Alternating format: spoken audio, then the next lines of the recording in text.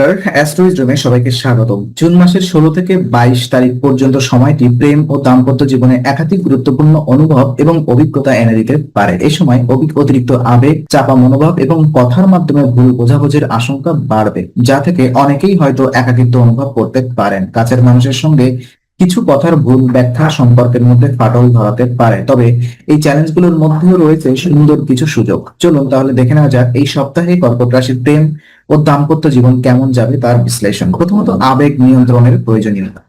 এই সপ্তাহে কর্কট রাশির জাতক জাতিকাদের অন্যতম বড় চ্যালেঞ্জ হতে পারে আবেগ নিয়ন্ত্রণ করা। কর্কট রাশির স্বভাবই অনুভূতি প্রবণ, হৃদয় দিয়ে ভাবতে ভালোবাসে।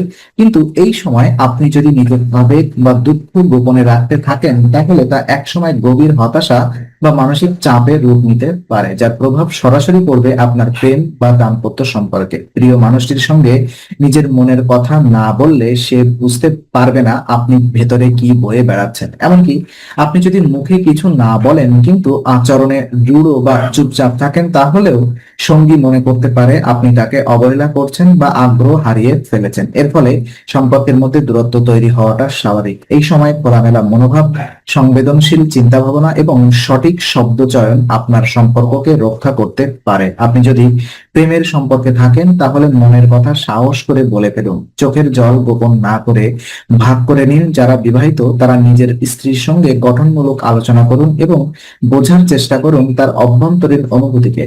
আবেগের ভারসাম্য বজায় রাখতে চাইলে আত্মসমীক্ষা করুন এবং প্রার্থনার মাধ্যমে নিজের মনকে শান্ত রাখুন। মনে রাখবেন, চাপা আবেগ যেন বিস্ফোরণ না ঘটায়, বরং তা যেন মিলনের সেতু হয়। পরিবারের সদস্যদের আঘাত দিতে পারেন অজান্তেই। তো এই সপ্তাহে কর্কট রাশির জাতকদের প্রতি একটি বড় বার্তা হলো সতর্ক থাকুন আপনার কথাবার্তায়। আপনি নিজের দৃষ্টিকোণ থেকে যা বলছেন তা হয়তো প্রিয়জন বা পরিবারের সদস্যদের কাছে ভুলভাবে পৌঁছাতে পারে এবং এই ভুল বোঝাবুঝি হয়ে উঠতে পারে সম্পর্কের দূরত্বের মূল কারণ। বিশেষ করে বিবাহিতদের ক্ষেত্রে এই সময় স্ত্রী বা পরিবারের নিকটজনের সঙ্গে কিছু সংবেদনশীল বিষয় নিয়ে আলোচনা হলে উত্তেজনা সৃষ্টি হতে পারে। হয়তো আপনি কোনো কিছু খোলামেলা বললেন আর সে কথার সঙ্গী নিজের ওপর নিয়ে মন খারাপ করতে পারে। এমনকি নিরীহ মন্তব্য এই সময় ভুল ব্যাখ্যার শিকার হতে পারে। এই সময় কর্কট রাশির জাতক জাতিকাদের জন্য সবচেয়ে গুরুত্বপূর্ণ বিষয় হলো সহানুভূতিশীল হয়ে শোনা এবং প্রতিক্রিয়া দেওয়া।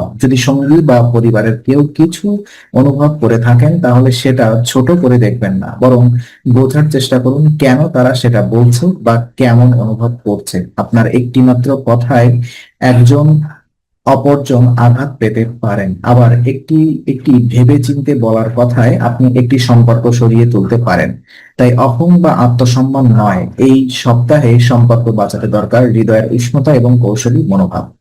পরিবারের সঙ্গে সময় কাটানোর যে গুরুত্বপূর্ণ রয়েছে সেটা আলোকপাত করব। তো এই সপ্তাহে কর্কট রাশির জাতক জাতিকাদের জন্য প্রেম ও দাম্পত্য জীবনে মানসিক সংযোগ গড়ে তুলতে গুরুত্বপূর্ণ ভূমিকা রাখতে পারে। পরিবারের সঙ্গে মান সম্মান অথবা মানসম্পন্ন সময় কাটানো।